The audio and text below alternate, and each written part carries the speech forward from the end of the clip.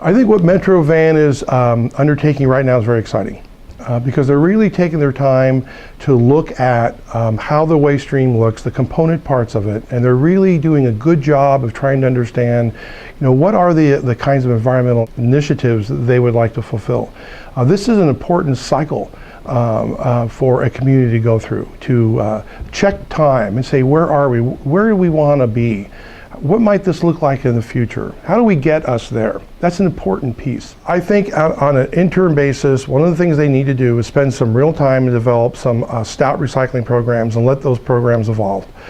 And as Metro explores zero waste and they start diverting additional materials out of the waste stream, they're going to want the flexibility and know that they're not going to have to pay capital to run a facility with diminishing residual waste streams going into it. And we could provide that. We do that with all of our counties in Washington State.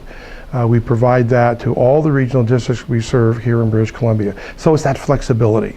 You need to have flexibility if you're going to look at in the next 3, 5, 10 years what the system might become. And we bring that. Our system at Roosevelt had contemplated these kinds of regional changes over 20 years ago. I was involved with it then. We looked at the regional rail network. We looked at the facility in terms of scope from an environmental management perspective. What will this region need? That's why people who look at us closely now understand that we're still ahead of the environmental management curve that was posted 20 years ago. We've exceeded those and we exceed today's standards. And the rail network that we use is the very rail network that commodities move up and down the West Coast. So we sat our system inside of that regional system that we all use to make these systems work in general. That's an important piece here. We use all current infrastructure. We wanted to do that. We were very purposeful in that design because we wanted that to be sustainable. And our gas to energy plant, we were doing that before the idea was a cool idea. We were way ahead of that curve, and now folks are pursuing us to seek the power that we produce that goes back onto this Northwest grid. And that's all of the regional system put back together. So we're excited about that. We think this is a real option. It's a sustainable option. It's a model that actually works. It's using an infrastructure regionally that's already in place. Rabanco has had a long history in British Columbia. It's very exciting. We have a lot of confidence here in the province. We've been in the province for about 17 years.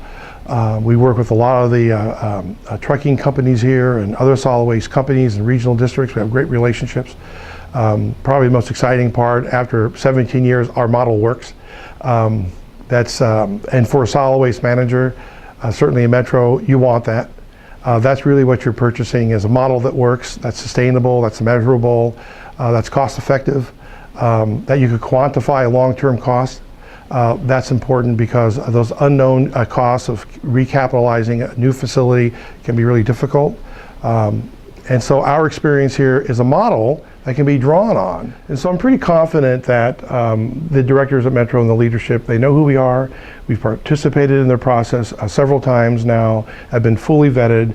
We're used by various regional districts in the province without fail. Those folks have come down to review our facility, have seen our facility. So we're very confident that Metro understands who we are, and we really look forward to working with them.